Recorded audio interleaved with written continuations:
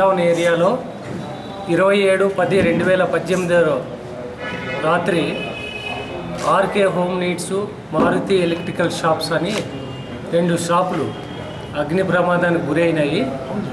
Owners అది ఏదో short circuit అయి ఉంటుంది అనే అనుమానంతో అప్పుడు రిపోర్ట్ ఇవ్వలేదు. తర్వాత 8/12/2018 మారుతి ప్లైవుడ్స్ అనే షాప్ కూడా కాల్చినారు. ఆ షాపు కూడా కేసు రిజిస్టర్ అయింది. నంద్యాల 1 టౌన్లో క్రైమ్ నంబరు 156/2018 కేసు రిజిస్టర్ అయింది. తర్వాత 13/12/2018 8 షాపులు, రాజస్థాన్ సంబంధించినటువంటి 8 షాపులు తగలబడినాయి. ఎవరో వ్యక్తులు కాల్చినారంటానని ఫస్ట్ ఫిర్యాదు అందింది. ఆ ఫిర్యాదును విచారించి ఇన్వెస్టిగేషన్ చేసినాము. ఇన్వెస్టిగేషన్లో క్రైమ్ కానిస్టేబుల్ దానికి కాల్చిన వ్యక్తి Kalicharan son of Sridhar Kumar, Veeranna colony, S R Nagar, Nunepalli, Nandyal అని గుర్తుపట్టినారు క్రైమ్ కానిస్టేబుల్స్. వాళ్ళు ఎమ్మడే ఇంటి దగ్గర పట్టుకోనేకి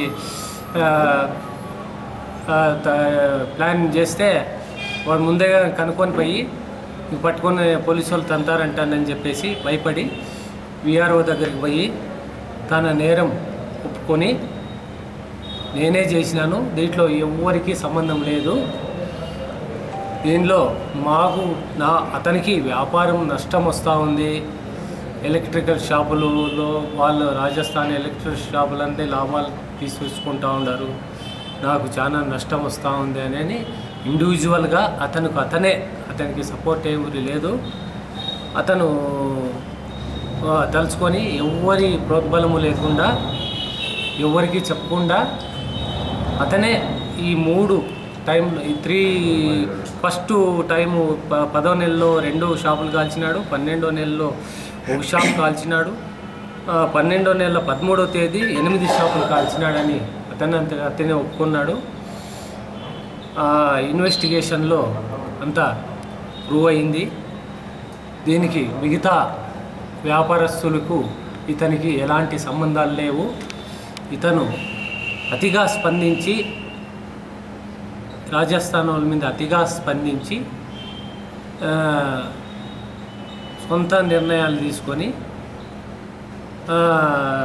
అతను వ్యాపారం నష్టం వస్తుందనే ఉద్దేశంతో కాల్చడం జరిగింది. అతను అరెస్ట్ చేసిన ఈరోజు నంద్యాల 1 టౌన్ సిఐ గారు 1 గంటకు అరెస్ట్ చేసినాడు. ఈ 2 కేసులు కూడా అతని మీద నేరం అతనే స్వతహాగా విఆర్ఓ సమక్షంలో ఒప్పుకున్నాడు కాబట్టి అతని మీద అరెస్ట్ చేసి అతని మీద అభియోగ పత్రం దాఖలు చేస్తాము. ఇటువంటి నేరాలు అతను ఈ నేరం చేసేదానికి చాలా పగడ్బందీగా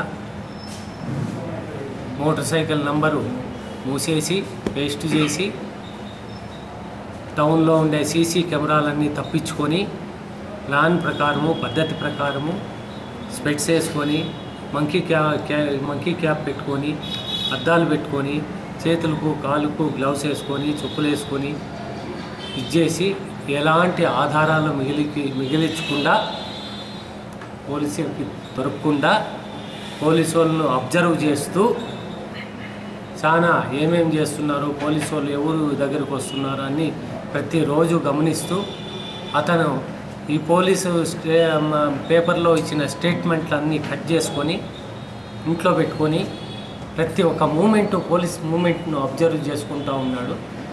ఇటువంటి పగడ్బందీగా ఉన్న కేసును చాలా క్లిష్టమైన కేసు ఇది.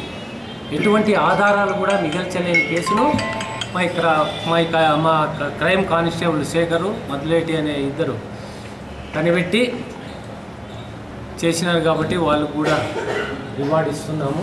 10,000 రివార్డు ప్రకటించినాము. ఇంతకుముందు ఎవరైనా ఈ స్టేషన్లో ఇన్ఫర్మేషన్ ఇచ్చినా ఎవరైనా కనిపెట్టినా కూడా 10,000 రివార్డు ఇస్తామని చెప్పినాము. ఆ కానిస్టేబుల్ వేరే డ్యూటీలో వేరే ముద్దాయిలను పట్టుకొని డ్యూటీలో ఉన్నారు రాబరీ కేసులో. కాబట్టి ఆ రివార్డును క్రైమ్ కానిస్టేబుల్ ఇవ్వాలని నంద్యాల 1 టౌన్ సిఐకి 10,000 రివార్డు ఇవ్వమని అందజేస్తుంది. Hi, this is Dhananjay. Nandyal news 9 ఛానల్ని సబ్స్క్రైబ్ చేయండి. మీకు అందులో వచ్చే అప్డేట్స్ అన్నింటిని కూడా ఫాలో అవ్వండి. Thank you. మా లేటెస్ట్ అప్డేట్స్ కోసం వెంటనే సబ్స్క్రైబ్ చేయండి.